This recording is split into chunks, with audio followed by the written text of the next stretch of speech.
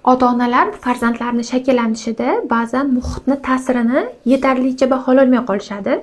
Lekin o'zbeklarimizdan juda ham yaxshi bir gapi bor. Qozonga yaqin yursang qorasi yo'qadi deydi. Haqiqatdan ham bolalik davrida atrof muhitni ta'siri yo'qishi juda oson. Agarda bolani atrofida yaxshi suhbatlar, yaxshi insonlar, yaxshi davralar, qiziquvchanligi baland, intizomi mustahkam bolalar bilan bo'lsa, bola rivojlanishi tezlashadi. Aksincha, uni atrofida o'sha qiziqishi past, intizomi sust, qiziqishlari yo'q bolalar bilan bo'lib qolsa, juda ham tez o'sha noto'g'ri odatlarni orttirib oladi.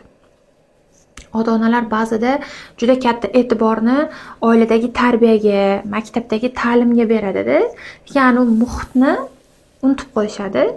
Muhit esa o'sha ikkita omil, haqiqatdan ham tarbiya va ta'lim o'sha bolani shakllanishida asosiy ustunlardan bittasi, lekin uni uchinchi ustuni bu muhit.